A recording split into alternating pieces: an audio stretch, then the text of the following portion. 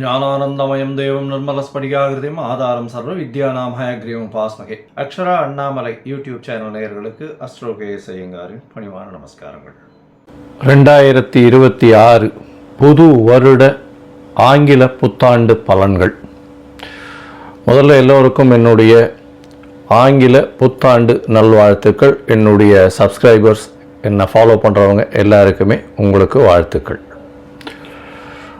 சரி, இந்த 2026 புது வருஷம், எதனால் நம்ம இதை புது வருஷம்னு சொல்கிறோம் அப்படின்னா, ஃபினான்ஷியல் நியூ இயர் அப்படின்னு சொல்லக்கூடியது, அதாவது உலகம் மொத்தமே கடைபிடிக்கக்கூடிய கேலண்டர் இயர்னு சொல்லக்கூடிய 2026 வருடம் ஜனவரி மாதம் 1ஆம் தேதி அதிகாலை 00 hours அப்படின்னு சொல்லக்கூடிய விஷயத்தை இந்த வருஷம் மார்கழி மாதம் 16ஆம் தேதி பிறகுறது. இந்த வருஷம் பார்த்தாலேயானால் நட்சத்திரம்னு பார்க்கும்போது ரோகிணி 1ஆம் பாதம், ரோகிணி நட்சத்திரத்தில் சந்திரன் உச்சம் பெற்ற நிலையில் பிறக்கக்கூடிய காலகட்டமாக அமைகிறது.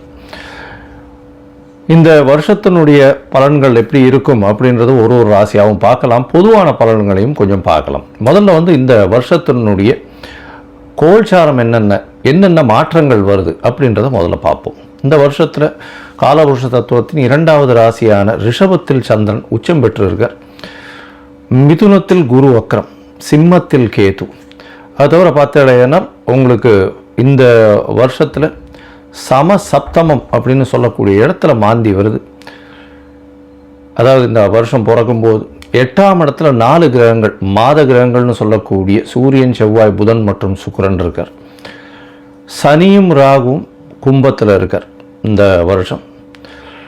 இந்த வருஷத்தில் பார்த்தீங்கன்னா வரக்கூடிய மாறுதல்கள் அப்படின்னு சொல்லப்போனால், எடுத்த உடனே 17/3/2026 அன்னைக்கு குரு வக்ர நிவர்த்தி ஆறுது.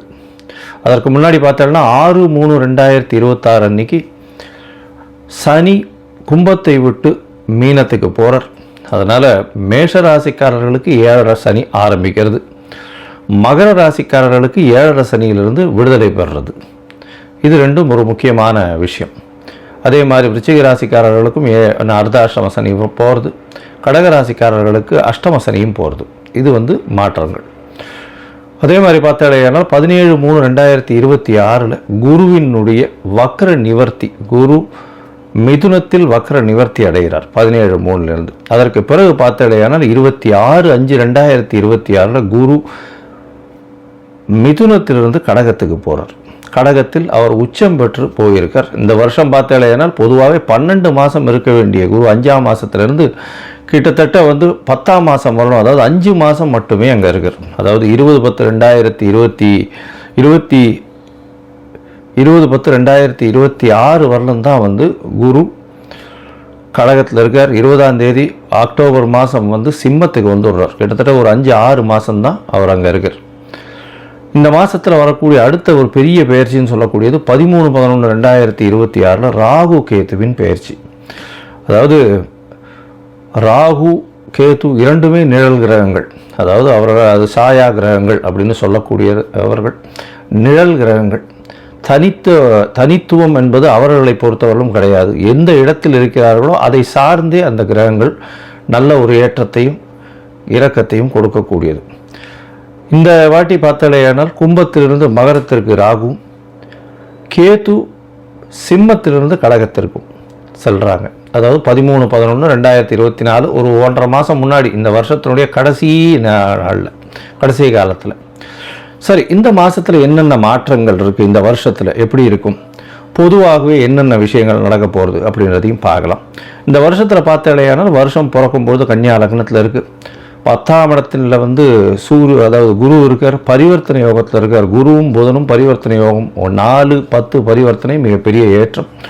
இந்த வருஷத்தில் பார்த்தோன்னா நம்மளுக்கு பொதுவான பலன்கள் அப்படின்னு பார்க்கும்பொழுது தொழில் அபரிமிதமாக இருக்கும். அதுவும் கணக்கு தொழில்கள், ஷேர் மார்க்கெட் 85 95 வரலும் 95,000 பாயிண்ட்ஸ் வரலும் போகக்கூடியது நிச்சயமாக உண்டு. போன வருஷம், அதாவது 2025 நான் சொல்லியிருந்தேன், டிசம்பர் மாதத்துக்குள்ளே 85,000 பாயிண்ட் தாண்டக்கூடிய வாய்ப்புகள் அதிகம் அப்படின்னு சொல்லியிருந்தேன். ஏன்னா புதன் ரொம்ப ஸ்ட்ராங்காக இருந்ததுனால இந்த வருஷம் ஒரு 10,000 பாயிண்ட் வரலும் நிச்சயமாக மாற்றங்கள் ஏற்படுத்தும். 95,000 பாயிண்ட்டிலிருந்து 1,00,000 பாயிண்ட் வரலும் சென்செக்ஸ் வரக்கூடிய வாய்ப்புகள் நிச்சயமாக உண்டு.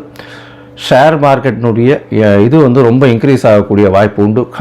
கணிதம் சார்ந்த துறைகள் எல்லாமே பலப்படும். அதை தவிர வந்து அனலிட்டிக்கல் ஆப்ஸ் எல்லாமே வந்து ரொம்ப அதிகமாக இருக்கும். அது தவிர இந்த அக்கௌண்டிங் ஆப்ஸ் எல்லாம் வந்து நிறைய ஏறும். சார்ட்டர்ட் அக்கௌண்டன்ஸுக்கு டிமாண்ட்ஸ் ரொம்ப அதிகமாகும். அதிகமான சார்ட்டர்ட் அக்கௌண்டன்ஸ் அவைலபிளாக இருப்பாங்க. அது தவிர பார்த்தாலேயானால் பண வரவிற்கு பஞ்சம் இருக்காது. ஏன்னா கேந்திரத்தில் 4ஆம் இடத்துல வந்து திக்பலம் பெற்று சுக்கிரன் இருக்கிறது பெரிய விசேஷம். இதன் மூலியமாக ஆட்சியில் இருப்பதாக எடுத்துக்கொள்ளணும். அதனால் வந்து பண வரவிற்கு பஞ்சம் இருக்காது. எடுத்த காரியங்கள் எல்லாமே நிறைவேறும். இந்த வாட்டி பணப்புழக்கம் கொஞ்சம் அதிகமாகவே இருக்கக்கூடிய காலகட்டம். சுக்கிரனும் 4ஆம் இடத்துல இருந்து திக்பலம் பெறதுனாலையும், அதாவது இந்த கன்னியா லக்னத்துக்கு 4ஆம் இடத்துல இருக்கிறதுனால திக்பலம் பெற்று போகிறதுனாலையும், சந்திரனும் உச்சம் பெற்று போகிறதுனாலையும் பெண்களுடைய டாமினன்ஸ் இந்த வருஷம் ரொம்ப அதிகமாகவே இருக்கும். எந்த ஒரு விஷயத்திலையும் பெண்களுடைய ஆளுமை அதிகமாக இருக்கக்கூடிய வருஷமாக இந்த வருஷம் அமையும். கலைத்துறை, அதை தவிர வந்து பார்த்தோம்னா அழகு துறைகள், ஆடை விளம்பரம், அலங்காரம், இந்த மாதிரியான துறைகள் மிகவும் மேன்மை பெறக்கூடிய வாய்ப்புகள் நிச்சயமாக உண்டு. தண்ணீர் சம்பந்தப்பட்ட, பால் பதனிடுதல் சம்பந்தப்பட்ட துறைகள் மிகவும் ஏற்றத்தை கொடுக்கக்கூடிய வாய்ப்புகள் உண்டு.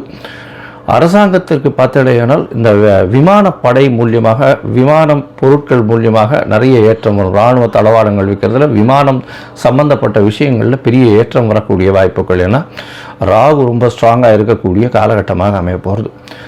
இந்த வருஷத்தில் பார்த்தடையானால் குருவும் உச்சம் பெற்று போகிறதுனால தங்கம் ஸ்திரமாகக்கூடிய வாய்ப்பு உண்டு. தங்கம் விலை பார்த்தோம்னா ஸ்திரமாக இருக்கக்கூடிய வாய்ப்புகள் நிச்சயமாக இருக்கும். ஸ்திரம் அப்படின்னா 12,000 to 15,000 ரேஞ்சிலேயே தான் இருக்கும். ரொம்பவும் இறங்கிறதுக்கு வாய்ப்புகள் நிச்சயமாக கிடையாது. மேக்ஸிமம் போச்சுன்னா 14 ரூபா 15,000 ரூபா வரலும் 1 கிராம் போகிறதுக்கு வாய்ப்புகள் உண்டு. அதற்கு மேலே போகக்கூடிய வாய்ப்புகள் நிச்சயமாக இல்லை. ஆனால் வெள்ளியின் விலை நிச்சயமாக உச்சத்தை தொடும், அதிகமான இதுவாக வரும்.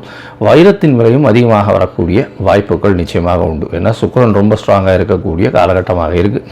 அதனால் நிச்சயமாக உங்களுக்கு வெள்ளியும் வைரமும் விலை ஏற்றம் அதிகமாக இருக்கக்கூடிய வாய்ப்புகள் மிகவும் அதிகம். அது தவிர வந்து பார்த்தாலேயானால் மைனிங் செக்டர், அதாவது வானூர்தி செக்டர், அதை தவிர வந்து ஏரோஸ்பேஸ், ஏரோடைனமிக்ஸு, அதை தவிர ஏவியேஷன், இது எல்லாமே அதிகமாக வளரக்கூடிய வாய்ப்புகள் நிச்சயமாக உண்டு. நெருப்பு சம்பந்தமான பிரச்சனைகள் வரக்கூடிய வாய்ப்புகள் உண்டு. 1-2 நெருப்பு இன்சிடென்ட்ஸ் நடக்கும். மோஸ்ட்லி இந்த வருஷத்தில் ஒரு பெரிய விபத்தை சந்திக்க வேண்டிய காலகட்டமாக நிச்சயமாக வரும். அது தவிர பார்த்தாலேயானால் இந்த வருஷத்தில் என்ன சொல்கிறது, அதாவது இது கீழ்த்தட்டு மக்கள் மூலியமாக சற்று புரட்சிகரமான பிரச்சனைகள் வரக்கூடிய வாய்ப்புகள் உண்டு. அதாவது என்ன சொல்கிறது, ஒரு எதிர்ப்பு குரல்கள் அரசாங்கத்தை நோக்கி அதிகமாக இருக்கக்கூடிய காலகட்டமாக அமையப்போகிறது. ஆனால் மொத்தத்தில் பார்க்கும்பொழுது தண்ணீர் பற்றாக்குறை இருக்காது. அதிகமான மழை பெருக்கம் இருக்கக்கூடிய வாய்ப்புகள் அதிக மழை வர்றதுனால வெள்ளங்கள் அதிகமாக இருக்கும். வெள்ளத்தின் மூலியமாக பயிர்கள் வேஸ்டாக போகக்கூடிய வாய்ப்பு. ஒரு பக்கத்தில் மழை அதிகமாக கொட்டி பயிர்கள் வேஸ்ட் ஆகக்கூடிய வாய்ப்புகள், அதாவது உணவு தானியங்கள் வேஸ்ட் ஆகக்கூடிய வாய்ப்புகள் உண்டு. இந்தியாவினுடைய ஏற்றுமதி இறக்குமதி சற்று பாதிக்கக்கூடிய வாய்ப்புகள் நிச்சயமாக இருக்கும். இந்த வருஷம் பார்த்தாலேயானால் ஏற்றமான காலம். இந்திய மக்கள் அனைவருக்குமே நல்ல ஒரு ஏற்றமான காலமாக அமையப்போகிறது. நல்ல ஒரு பண வரவும் இருக்கும், பணம் பரிவர்த்தனையும் அதிகமாக இருக்கும், பண ரொட்டேஷன்ஸ் அதிகமாக இருக்கும், கையில் பணப்புழக்கமும் அதிகமாக இருக்கக்கூடிய காலகட்டமாக அமையப்போகிறது. சரி, இப்போது மேஷம் முதல் ஒரு ராசியாக வந்து இந்த வருஷம் எப்படி இருக்குது அப்படின்றத பார்க்கலாம். 2026 இந்த மாறுதல்களை வைத்து பார்ப்போம். அதுக்கு முன்னாடி என்னுடைய மொபைல் நம்பர் கீழே ஸ்க்ராலிங்கில் போயின்னு இருக்கும். உங்களுக்கு அஸ்ட்ராலாஜிக்கல் கன்சல்ட் தேவைப்படுமே ஆயின் நீங்கள் எனக்கு ஃபோன் பண்ணுங்க. உங்களுக்கு அப்பாயின்மெண்ட்டு தரேன். உங்களுடைய date, time, place of birth, உங்களுடைய பெயர், உங்களுடைய தாய் தகப்பனார் பெயர், இதை அனுப்புங்க. என்னுடைய கட்டணம் என்னன்னு சொல்கிறேன். அந்த கட்டணத்தை வந்து போட்டுட்டு யூடிஆர் நம்பர் ஷேர் பண்ணுங்க. உங்களுடைய ஜாதகத்தை போட்டு சந்தி இருக்கான்னு பார்த்துட்டு, சந்தி இருந்ததே ஆனால் அதை தவிர்த்து என்ன இது பண்ண முடியும், உங்களுடைய நட்சத்திரம் என்ன, தசாநாதம் என்ன, தசை நடக்கிறது, உங்களுடைய லக்னம் என்ன அப்படின்றத குறித்து அதற்கு பிறகு உங்களோட அப்பாயின்மெண்ட் ஃபிக்ஸ் பண்ணிவிட்டு டிஸ்கஸ் பண்ணுறேன்.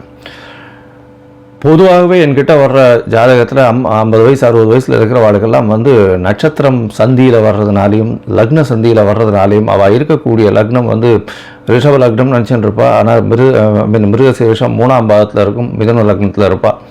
ஸோ அந்த மாதிரி மாறுதல்கள் நிறைய இருக்குது. அதனால் முதல்ல லக்ன சந்தி நட்சத்திர சந்தி எல்லாம் குறித்து அதற்கு பிறகு உங்களுடைய ராசிக்கு உங்களுடைய லக்னத்திற்கு ஏற்ப தசை நடக்கிறதா, இப்போ நடக்கிற கோச்சாரம் எப்படி நடக்கிறதுன்றதை பார்த்து அதற்கு பிறகு பலன் சொல்கிறேன். சரி, இப்பொழுது மேஷம் முதல் மீனம் வரை 2026 புத்தாண்டு பலன்கள் ஒன்றொன்றாக பார்க்கலாம். மேஷம், அஸ்வினி பரணி கிருத்திகை, இந்த 3 நட்சத்திரம் 9 பாதங்களை கொண்ட ராசி. ராசியின் அதிபதினு சொல்லக்கூடியவர் செவ்வாய். இந்த வருஷம் ஆரம்பிக்கும் பொழுது பார்த்தேனால் உங்களுடைய ராசிக்கு 9ஆம் இடம் வலுப்பெற்று போகிறது. 9ஆம் இடத்துல 4 கிரகங்கள், மாத கிரகங்கள்னு சொல்லக்கூடிய சூரியன், செவ்வாய், புதன் மற்றும் சுக்கிரன் 4 கிரகங்களும் 9ஆம் இடத்துலேயே இருக்குது. இதில் பரிவர்த்தனை யோகம் வேறு இருக்குது. இந்த உங்களுடைய ராசிக்கு 3, 9 பரிவர்த்தனை, 3ஆம் அதிபதி 9ஆம் அதிபதி பரிவர்த்தனை யோகம் பெற்றிருக்கிறது. பெரிய விசேஷத்தை கொடுக்கக்கூடிய காலகட்டமாக அமைகிறது. இந்த வருஷம் பார்த்தாலேயானால் உங்களுக்கு பெரிய யோகத்தை கொடுக்கக்கூடிய காலகட்டம். என்ன யோகம் அப்படின்னா, ஆரம்பத்திலேயே பார்த்தால்னா உங்களுடைய ராசிக்கு சுகாதிபதினு சொல்லக்கூடிய 4ஆம் அதிபதி அவர் சந்திரன் உங்களுடைய ராசிக்கு தனம், வீடு, இந்த அதாவது குடும்பம், இந்த மாதிரியான இடத்துல அதாவது 2ஆம் இடத்துல உட்கார்ந்துருக்கார். பேச்சு வன்மை, தனஸ்தானம், குடும்பஸ்தானம், பேச்சு வன்மை, இதெல்லாம் சொல்லக்கூடிய இடம் அப்படின்னு சொல்லக்கூடியது. தனம், வாக்கு, குடும்பம்னு சொல்லக்கூடிய இடத்துல உட்கார்ந்து உச்சம் பெற்று போயிருக்கிறது மிகப்பெரிய ஏற்றம். உங்களுடைய குடும்பத்தின் மூலியமாக நல்ல ஒரு ஏற்றம் கிடைக்கக்கூடிய காலகட்டம். சுகத்தின் மூலியமாக நல்ல ஒரு ஏற்றம் கிடைக்கக்கூடிய காலகட்டம். தாயின் உடல்நிலையில் நல்ல ஒரு ஏற்றம் இருக்கக்கூடிய வாய்ப்புகள் நிச்சயமாக உண்டு.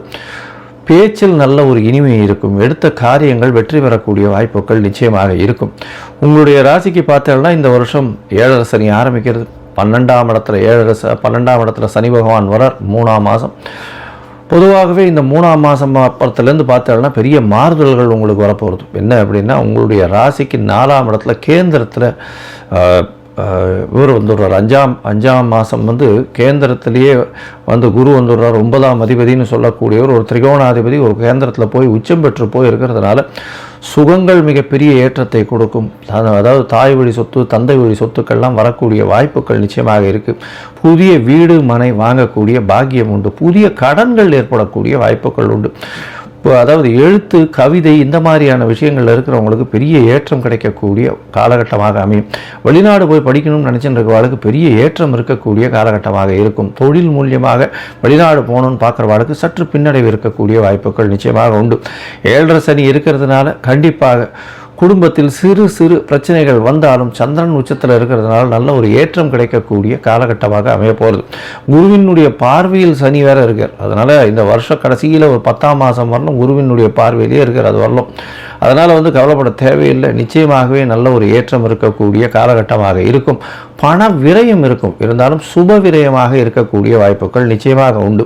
இந்த வருஷ கடைசியில் பார்த்தலையானால் குருவே 5ஆம் இடத்துக்கு போகிறார். ஒரு திரிகோணாதிபதி இன்னொரு திரிகோணத்தில் போய் இருக்கிறது ரொம்பவும் விசேஷம். இதன் மூலியமாக பார்த்தலையானால் எடுத்த காரியங்கள் நிச்சயமாக நிறைவேறும். குழந்தை பிராப்தி ஏற்படக்கூடிய வாய்ப்புகள் நிச்சயமாக உண்டு. எல்லா விதமான ஏற்றங்களும் கிடைக்கக்கூடிய காலகட்டமாக அமைகிறது.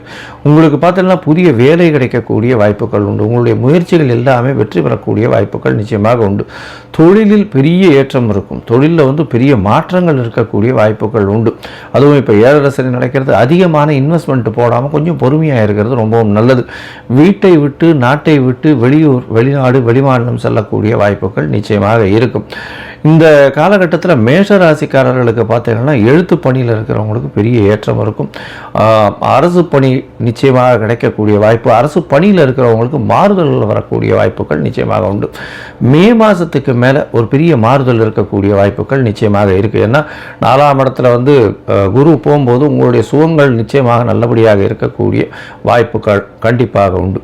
உங்களுடைய ராசிக்கு பார்த்தோம்னா 5ஆம் இடத்துல குரு வரும்பொழுது, அதாவது வருஷ கடைசியில் ஒரு 10ஆம் மாதம் வாக்கில் பார்த்தோம்னா குரு 5ஆம் இடத்துக்கு வரும்போது உங்களுடைய புகழ், அந்தஸ்து, கௌரவம்லாம் வரக்கூடிய அதிகமாகக்கூடிய வாய்ப்புகள் நிச்சயமாக உண்டு. இந்த வருஷம் வருஷ கடைசியில் ராகு கேது வேற மாறுறார். ராகு உங்களுடைய ராசிக்கு 10ஆம் இடத்துக்கு போகிறார். ராகு அபரிமிதமான ஏற்றம் இருக்கும். தொழிலில் பெரிய வளமை இருக்கக்கூடிய காலகட்டமாக அமைய போகிறது. சனி 12ஆம் இடத்துல இருந்து உங்களுக்கு வந்து சனியினுடைய வேலையை வேறு அவர் செய்யணும். அதனால் 7.5 சனி வந்து 12ஆம் இடத்துல இருக்கிறதுனால விரயங்களும் சுப விரயங்களாக ஆகும். தொழிலில் அபரிமிதமான ஏற்றமாக இருக்கும். ஏன்னா மகர ராகு வேறு கேட்கவே வேண்டாம். எடுத்த காரியங்கள் அனைத்திலும் ஜெயமாக இருக்கக்கூடிய காலகட்டம். அதுவும் வந்து மருத்துவத்துறை, நெருப்பு சம்பந்தப்பட்ட, அதுக்கப்புறம் வந்து இரும்பு சம்பந்தப்பட்ட துறைகளில் இருக்கிறவங்களுக்கெல்லாம் மண் சம்பந்தப்பட்ட ரியல் எஸ்டேட்டில் ஒரு பெரிய பூம் இருக்கக்கூடிய வாய்ப்புகள் நிச்சயமாக உண்டு. இந்த காலகட்டத்தில் பார்த்தீங்கன்னா உங்களுக்கு நிச்சயமாக மிகப்பெரிய ஏற்றம் கிடைக்கக்கூடிய காலமாக அமையும். மொத்தத்தில் இந்த மேஷராசிக்காரர்களுக்கு பெரிய ஏற்றம் கிடைக்கக்கூடிய காலகட்டம். பேச்சில் நல்ல ஒரு மாற்றம் இருக்கக்கூடிய வாய்ப்பு, குடும்பத்தில் நல்ல ஒரு சந்தோஷம் இருக்கக்கூடிய காலகட்டம். மே மாதத்துக்குள்ளே திருமண பாக்கியம், திருமணம் ஃபிக்ஸ் ஆகக்கூடிய வாய்ப்புகள் நிச்சயமாக உண்டு. அதை தவிர பார்த்தீங்கன்னா உங்களுக்கு புதிய வீடு, மனை, வாகனம் மே மாதத்துக்கு மேலே அமையக்கூடிய வாய்ப்புகள் நிச்சயமாக இருக்கும். சொந்த தொழில் செய்பவர்களுக்கு பெரிய ஏற்றம் கிடைக்கக்கூடிய காலகட்டமாக இருக்கும். வேலையில் மாற்றங்கள், ஏற்றங்கள் வரும். வெளிநாடு போய் படிக்கக்கூடிய வாய்ப்புகள் நிச்சயமாக இந்த காலகட்டத்தில் கிடைக்கும். அதை தவிர பார்த்தேனால் 5ஆம் மாதத்துக்கு மேலே குரு பெயர்ச்சிக்கு பிறகு பார்த்தேனால் உங்களுக்கு குழந்தை பிராப்தி ஏற்படக்கூடிய வாய்ப்புகள் நிச்சயமாக உண்டு. அதை தவிர வெளிநாடு, வெளியூர் போய் வரக்கூடிய வாய்ப்புகள் நிச்சயமாக இருக்கும். உங்களுடைய பதவி, புகழ், அந்தஸ்து, கௌரவம்லாம் வரக்கூடிய வாய்ப்பு. அதுவும் குரு சிம்மத்திற்கு போகும்போது, அதாவது 10ஆம் மாதம் வந்து சிம்மத்துக்கு போகிறார், அந்த காலகட்டத்தில் பெரிய ஏற்றம் கிடைக்கக்கூடிய வாய்ப்புகள் நிச்சயமாக உண்டு. ராகு கேத்துவும் உங்களுடைய ராசிக்கு 4ஆம் இடத்துல வந்துடுறார். கேத்து 10ஆம் இடத்துல ராகு இருக்கார். சுகம் சற்று குறைந்தாலும் தொழிலில் அபரிமிதமான லாபம் வரக்கூடிய வாய்ப்புகள் நிச்சயமாக உண்டு. இந்த வருஷம் வந்து நீங்கள் அருகில் இருக்கக்கூடிய முருகன் கோவிலுக்கு, அதுவும் வந்து சஷ்டி, அதுவும் வந்து வளர்வரை சஷ்டியில் பால் அபிஷேகத்துக்கு பால் கொடுத்துட்டே வாங்கும். உங்களால் முடிஞ்ச அளவுக்கு உங்களுக்கு பெரிய மாற்றங்கள், ஏற்றங்கள் வரக்கூடிய வாய்ப்புகள் நிச்சயமாக உண்டு. நீங்கள் செய்ய வேண்டியது அருகில் இருக்கக்கூடிய முருகன் கோவிலில் உங்களால் முடிஞ்ச பால் கொடுத்துட்டு வாங்க, மஞ்சள் கலர் வஸ்திரம் தானமாக கொடுத்துட்டு வாங்க. இது ரெண்டும் பண்ணிட்டே வாங்க. உங்களுக்கு ஒரு பெரிய ஏற்றம் இந்த வருஷத்தில் நிச்சயமாக வரும். லோகா சமஸ்தா சுகினோ பவந்து. நன்றி, நமஸ்காரம்.